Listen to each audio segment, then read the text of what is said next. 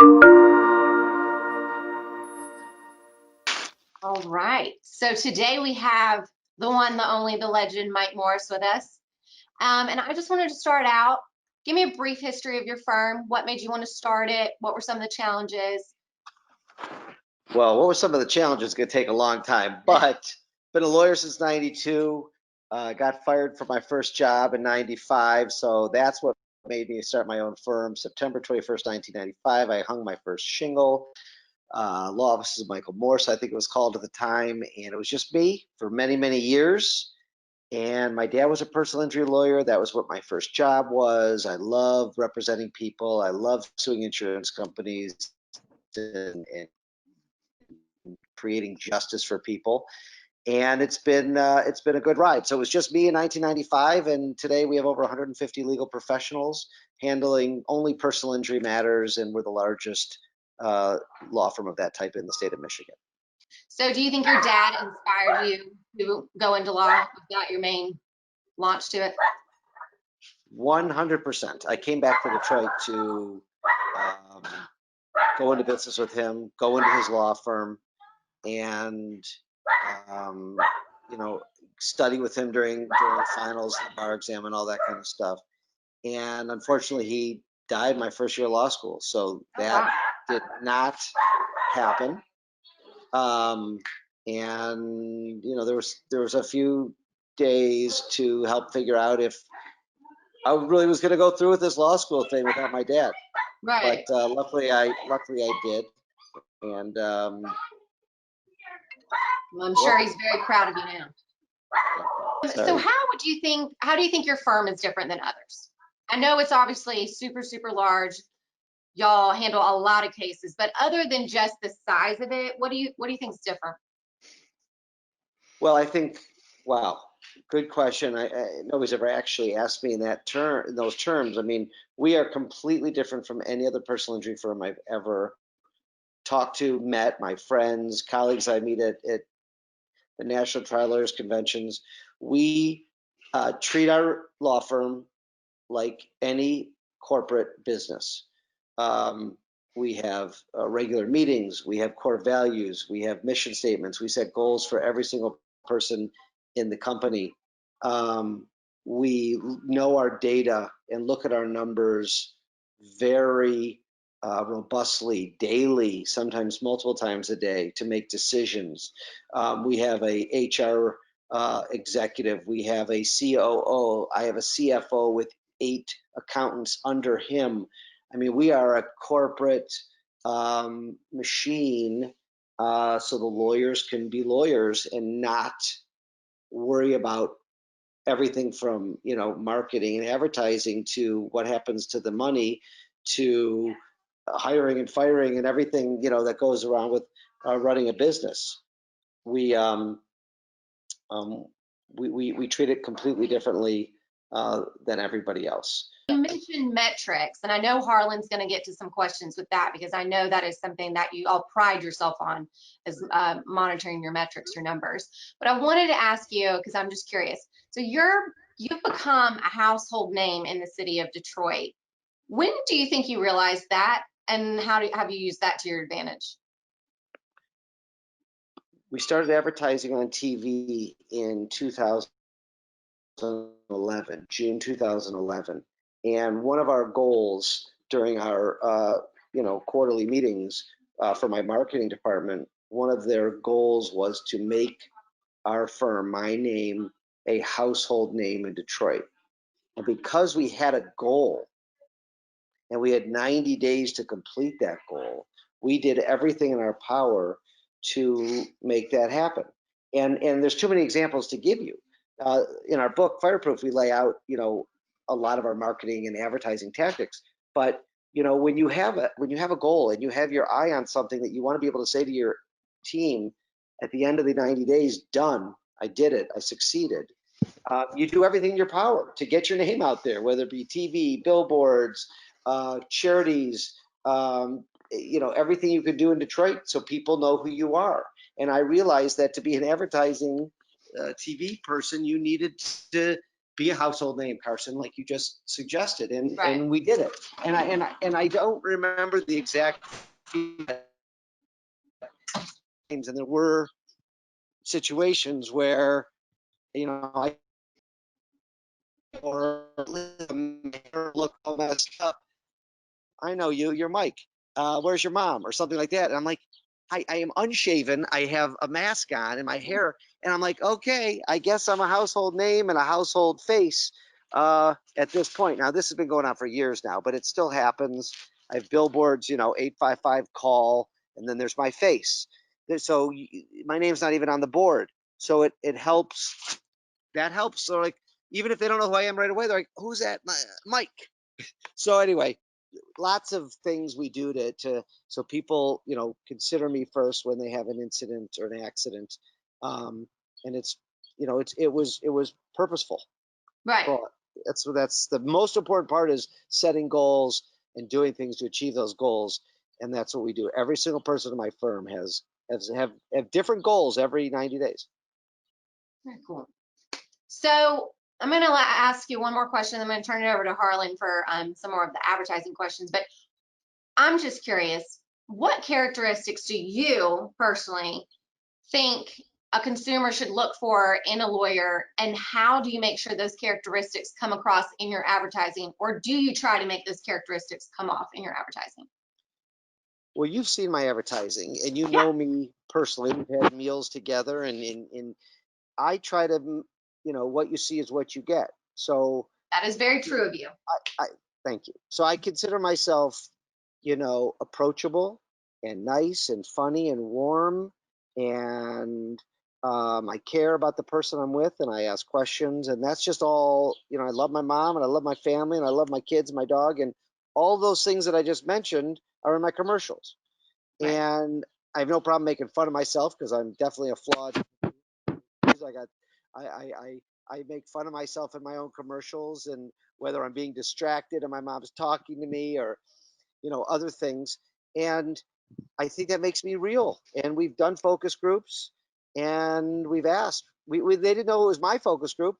We showed them all the commercials. And why do you call Mike? Why do you call this guy? Why do you call that guy? And so that was very enlightening. And one word we hear a lot of is approachable. We hear family man. Um, if Mike's mom loves him, then how could we not Right. um, love him? So you know, I'm not doing typical commercials. I'm not just standing up there and asking for the ask and telling people what I do. They know what I do. So I'd rather entertain them and remind them that I'm still here, doing what I do for lots and lots of people. I'd rather talk about giving away backpacks. I'd rather talk about, our community and things we're doing for our community. But once in a while, I still got to do commercials saying that what we do and what we specialize in, for the new people who move to town who don't know me, and Right. for whoever else needs to be reminded. So you mentioned y'all have done focus groups. Do you do that with all of your commercials? Because it's interesting that y'all use that, as well as that is how we decide who wins the Golden Gavel Awards. It's used a completely consumer-based focus group. And we simply ask the question, who out of this would you choose as your lawyer? And you clearly won 2 awards, the only one that has won 2 awards in the same year. So do y'all do that for all of your advertising? No, I think we've only done it once. Okay. About 5-6 years ago, we learned some really good things. We should probably do it more. Focus groups are great. We should Hmm. probably do it yearly, right? But when things are good, um, certain things slip away. Now, Right. nothing in my corporate structure, nothing really, really important slips away. But doing focus groups, Carson, I get 10 emails a day from strangers telling me how much they enjoyed my commercials, thanking me, telling me that they stop everything they're doing, they share it with their friends. I've had people say the Masked Man commercial that we just produced about a month ago was the greatest TV commercial they've seen in their 75-year life. Um, it's so flattering that when I hear all this, and of course it's anecdotal, but I don't feel like I need to do a focus group right now. I feel like my advertising Right. is dialed in. The phones are ringing pretty darn good, and I just I watch ads. I have friends around the country sending me their ads from other markets, and I'm very critical. And I've never seen somebody else's ad that I wished or wanted to emulate or try to rip off or whatever. It's my team is so unique, and they're coming up with these amazing ads. So let me jump in and ask you a couple of questions, Michael. And just to kind of on the heels of where Carson was going, so in a very brief manner, can you describe, just capsulate your advertising strategy? I just want to kind of sew that up. I do the opposite of my competitors, Harlan. Anybody in any market can look at their competitors, watch those commercials, and I do the opposite. They're assholes, I'm nice. They're bullies, I fight bullies. They're arrogant, I'm approachable. And of course, I'm not talking about every competitor of mine, but I see their ads and I'm like, I won't stand out if I do that. I don't want to do that. It's not memorable. My commercials are memorable. What is advertising? You're the advertising guru. You've been doing this longer than any of us. You've been doing this since before Carson was born. That's true. Why, Harlan? Why do people? What's our point of advertising? To stand out. Yes, I think that I think you're. Stand out. They stand out. I, I, Well, I think that to sum it up, to put my opinion in is that you stand out. It's, the ads are a deliverance of your personality, and what you've been able to do with all of your advertising, including especially your social media and such, is be exactly who you are.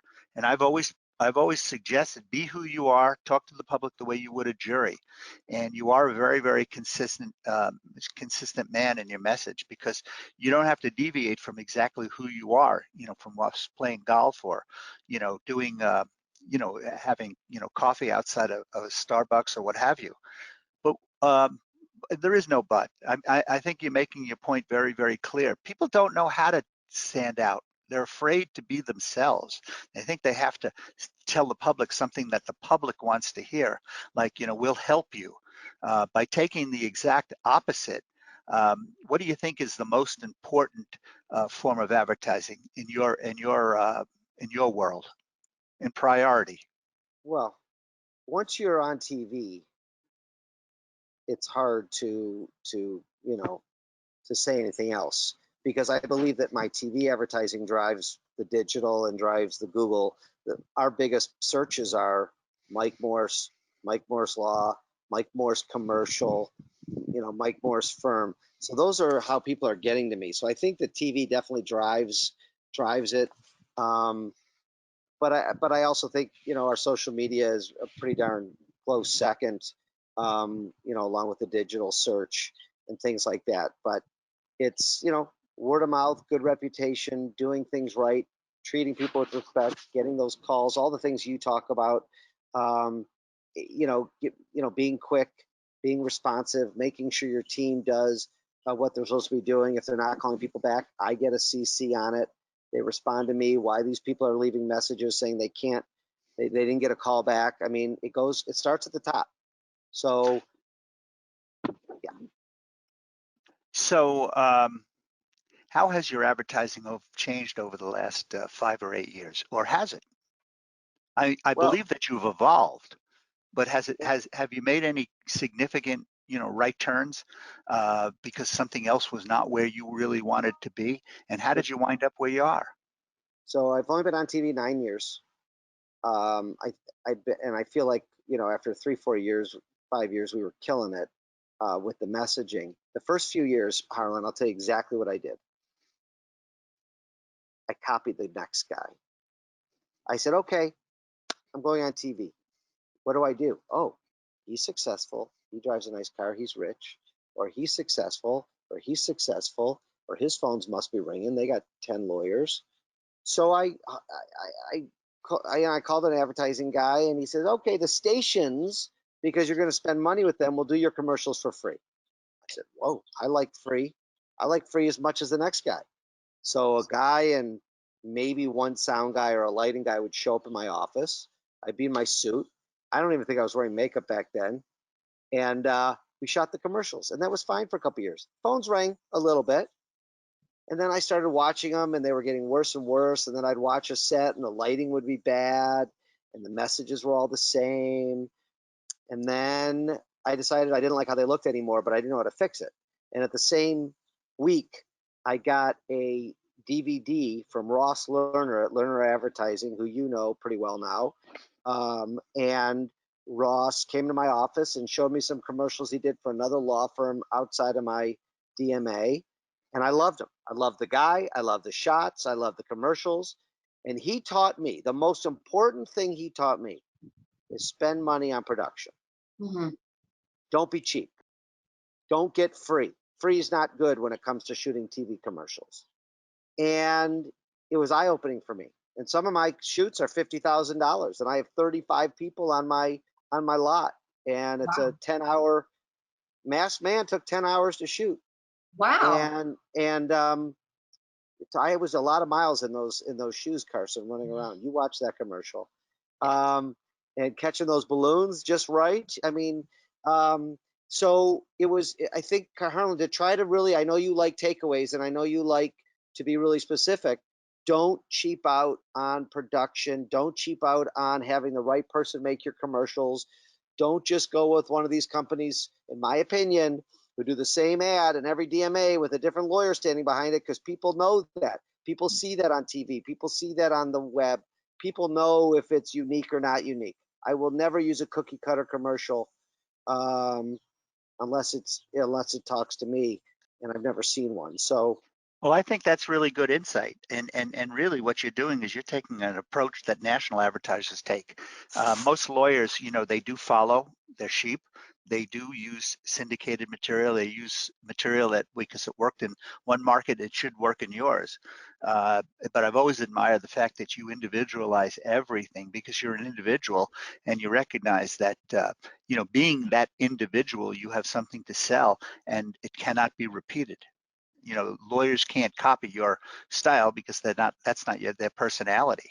and I'm not afraid of that. You're right. I'm not afraid of that. You're absolutely right. People are like, why'd you write that book to tell all your secrets? Why do you put all your commercials on your YouTube channel, Mike Morse Law Firm? I'm not afraid. I'm not afraid. They would fall on their face if they tried to do this, and they wouldn't know how to do it, and they wouldn't spend 50 grand to do it, and they're all making mistakes. Yeah, I've spent a lifetime, over 43 years in the legal world, and I've always given more than you take, because the truth of it is that when you share everything, you're telling all your secrets, but there are no secrets. You're telling common sense, but people seem to not, they can't copy it. They don't spend the time to emulate it. It goes in one ear and out the other. So, we've both been criticized for sharing too much. But the truth of it is that we share because we're givers. And I know that very much about you. Hey, let me ask you this. When it comes to allocating your money, when it comes to, putting money on digital, on television, how do you figure out where you should, how do you break up your budget? What's your mindset and how you spend your money? So in January of every year, I sit down with my leadership team. I usually have my media buyer come into that meeting, and we look at what we did in the prior year. We look at our goals for 2020, 2021, and we have a budget.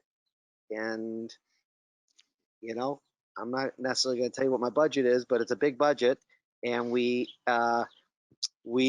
allocate it. But the majority in my world these days goes to TV. But we spend seven figures on digital, and we're designing a brand new website, and we're always trying to get better with text messaging, and trying to allow the clients to get to us any way they want, or communicate with us any way they want, I should say. So I'm always looking for the cutting edge. I'm always reading your blogs and everybody's blogs, and trying to incorporate new data, new technology into this budget. We added lead docket in the last few months, which is definitely helping us with better reports and better numbers, tracking this information. But again, Harlan, just to try to be specific and give you takeaways, the majority is definitely TV, then digital, And So it then, sounds like you go to where the audience is and you find where your people are and you put yourself in front of them. But it takes a lot of effort to do that. I know that you spend a lot of time, making sure that you're reaching the right people. Now, who the right people are anybody that drives a car or is in an accident or has a friend. So can you get specific in how you measure your metrics? What's your well, biggest takeaway when you look at your metrics, and how do you measure what you see? well, that's the biggest chapter in our book, Fireproof, that John Knockhazel wrote. And I'm getting dozens of emails from people around this country wanting help with their metrics and their data. So it's a massive question. We could do a 10-part series on this webinar or on this interview on data and metrics. I have a very talented COO who taught me about numbers and metrics. I'm a lawyer. I don't know them. John came in and started took my little Jumbotron that I had and turned it into something grand. And he started doing projections. And I've shared with you that in January, he's able to tell me what I'm going to earn and what the firm is going to earn by December 31st at 5 p.m. He's Well, been doing you this. and John wrote your book together, and Correct. I think it goes into some of that. And it's again, you're supplying information to people, in a very forthright way. What's curious to me is why don't they take that advice? Well, I they don't are, know. they're starting to, and they're calling me and they're asking for help. It's very, one out of 100 firms are going to figure it out on their own. I talk about in the book finding the right consultant or coach or calling me or John to help them. John's helping 5 or 6 or 7 big firms in this country right now set up their jumbotrons, because we didn't talk about this in the book, but it definitely became a thing after the book came out about a month ago, that some very big firms wanted help with their data, and they've hired John to set up their jumbotrons and teach them how to do projections, teach them what data is important to look at daily, weekly, how to categorize it, how to set up the formulas, how to make decisions. Every problem that comes to me on my Tuesday morning 90-minute meeting that I had this morning, we say, what does the data show? Are people being productive during COVID?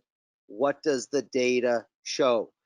And John showed me a new scorecard I'd never seen this morning that talks about how many, everything, Harlan, every phone call, every brief, every minute they're working on their computer, everything for every employee at my firm. And we're going to compare that to last year at this time, pre-COVID, to see, are they more productive? Are they less productive? Are they equally as productive? And because I was tired of all the conversations that my friends are having around the globe, are people as productive? Are people stealing paychecks? Are people, how long is this going to go on? Can we get rid of our office space? I'm sure you've had just as many of these conversations. And I said, guys, I don't want to have this conversation anymore. Show me the numbers. Yeah. Show me the Well, proof. the numbers are interesting because I think the industry, the legal marketing industry, is in an epiphany right now with metrics, and you'd be surprised at how many firms don't manage their business from intimate metrics. I'm not talking about walking in and saying, well, how many cases did we sign? And I'm amazed at how many firms don't ask how many calls do we get and where did the calls come from. And that's a systemic problem with firms. I'm not sure if arrogance gets in the way, but metrics rules. Well, And so I just want to roll into the pandemic situation. You brought up the effects of the pandemic, or effects of, you didn't say it that way. You said very specifically productivity. And that's a very broad word to encapsulate all that you said. But how has the pandemic affected your business? And we all know that it's affected our business, but how specifically has it affected yours? And my next question, you can roll it into your answer, is how have you changed, because of it? so during the hardcore pandemic, mid-March to call it June, mid-June, our signups were down 50%. I was surprised that it didn't go lower than that, because there was nobody driving. And we do auto, truck, motorcycle, pedestrian accidents. And somehow 50% of the people, I'm sorry, accidents that were happening, were still calling us. So we were signing up about half. We never dip below half. 2, 3, 4 weeks ago, we hit our pre-COVID numbers again. So that was a change. That won't affect us for a year and a half because of the how long the cases take, and we know my COO John knows exactly when that's going to hit us. Our existing cases were still there, so people were still working. Problem was the courts were closed. So, we adapted, we adopted, we're trying to push the cases. The insurance companies were jacking us around, but everybody's dealing with that. The good thing, for us was, because we had a fire in 2008, hence the name Fireproof, we, over the last 12 years, have become fireproof, COVID-proof, hurricane-proof, disaster-proof, right? All the same. We decided on a Sunday, I think it was March 14th, that we were going to close Monday. It was still murky. Not everybody knew what was going on. But because we had a disaster recovery plan in place and tested, and everybody had their computers and equipment at home for snow days. So when you spend the kind of money I spend on TV, you can't have a snow day. Computers can't go down. Phone lines can't go down. We don't get a day off because all that money you're putting on TV will be wasted. So we've tested this for 12 years. Everybody is set up. It's tested. We have snow days here in Detroit. So COVID hit and we didn't miss a beat. Now, psychologically, I'm struggling lately with the office being very quiet. We have probably 10% of the staff working in the office and the rest are working from home. They are reporting that they are productive. They're reporting that they are more productive.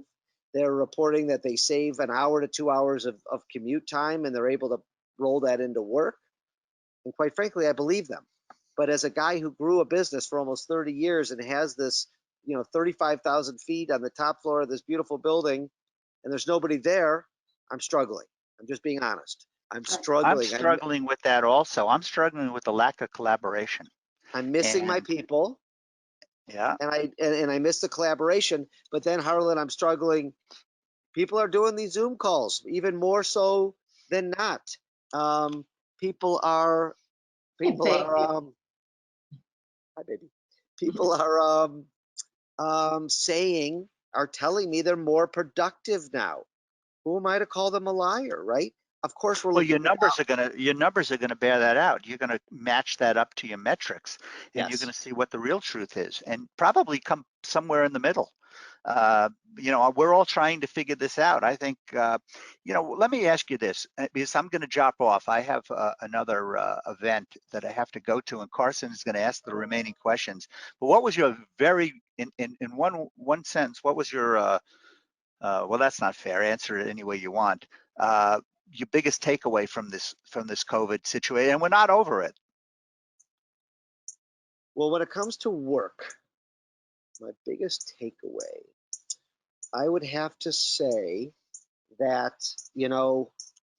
all of this fireproofing that we've done actually worked.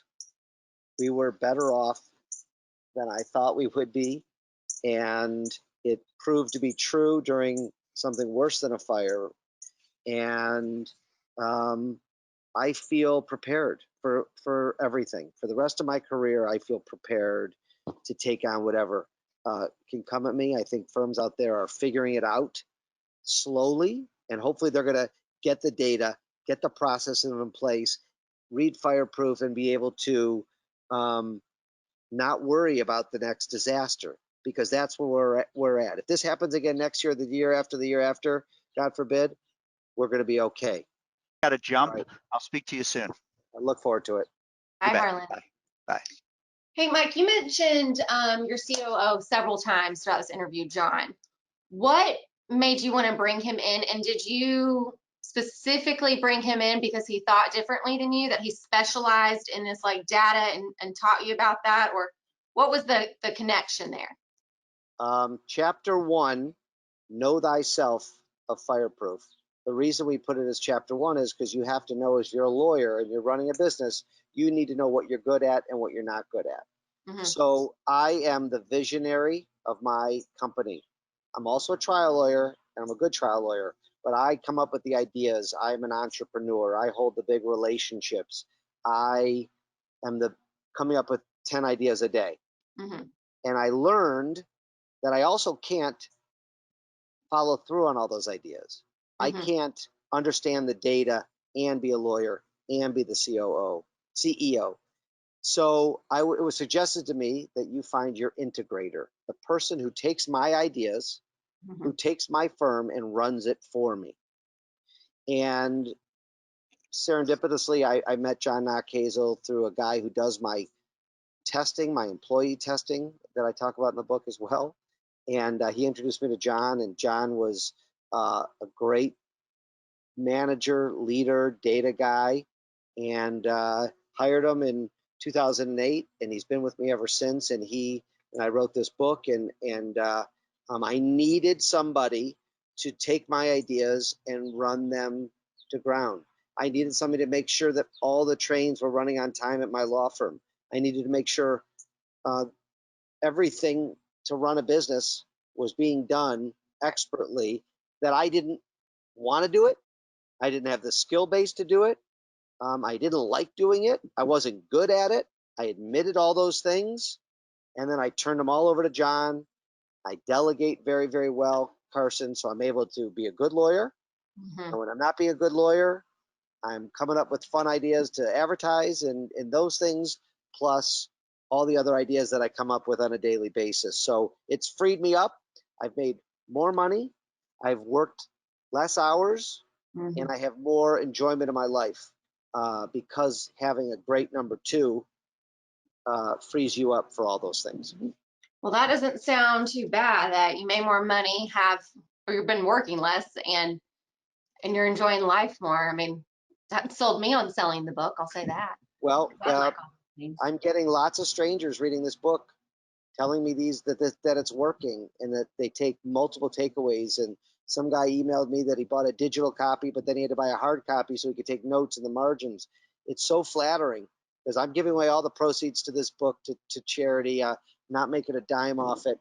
And it's been a wild ride. I appreciate you allowing me to talk about it and talking about the concepts of it. Yeah.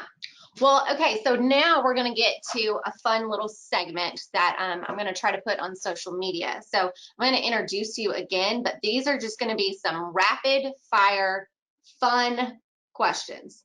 Don't have anything to do with law. Let's hear it. Okay. So today we have Mike Morse, the legend, the man, the myth, the everything, the biggest attorney in Detroit. And we're going to find out some little fun facts about him. So, Mike, are you ready? I am. Okay. If you were a drink, what would it be?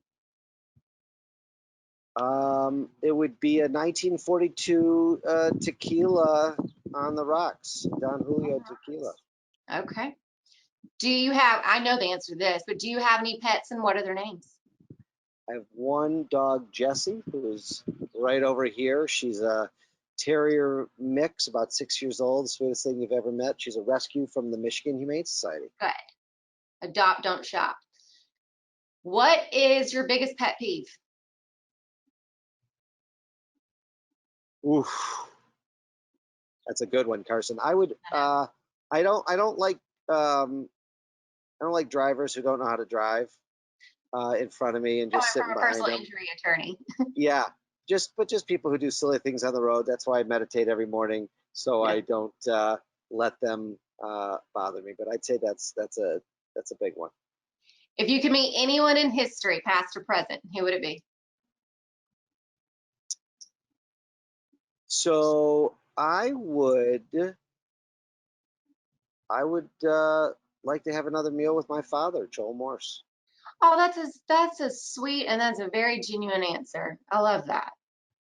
I really like that. What is your comfort food?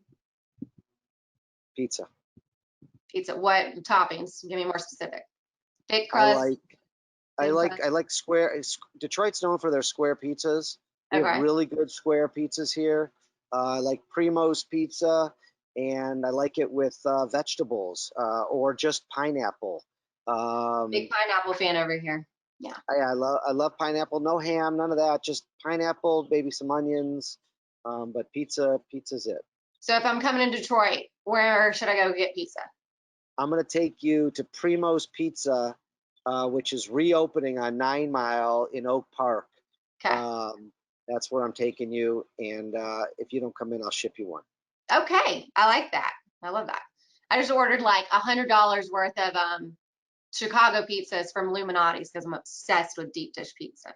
So you Got can it. feel free to ship it to me if you want. This is deep dish. You're gonna like this. You're gonna like it. Ooh, lovely. Okay. Do you have any weird superstitions? No, I don't believe in that stuff. Okay. Are you a morning person or a night owl? Morning person. Okay. What's the first thing you do when you wake up? I drink a glass of water, followed by bathroom, followed by meditation, followed by coffee, followed by some kind of exercise. And I like to read something every morning. So How that's my long do you morning meditate routine. for, and what do you do for your meditation? So I was trained in Transcendental Meditation, TM for short, tm.org. If you want to check out all the cool superstars who do it, it's a 20-minute, twice a day routine that is, you have to be trained in person by a person, by another person. And I did that about 3.5 years ago, and it's been a game changer, and I've gotten my kids into it, and it's really a good thing for creativity, for not letting those bad drivers get to you. And it when I don't meditate, and there are mornings that you just physically can't get it in, my kids or my friends will say to me, "Did you meditate today, Michael?" And I'm like, "Shit, I forgot." So yeah, meditation. All right. Well, that wraps up our little interview. I'm very happy you decided to jump on with me. And yeah, it's always good talking to you. Thanks for having me. This was fun. Yeah. Well, thank you, Mike. And I appreciate everything. And you have a wonderful day. Good to see you. Thanks. Bye. Bye.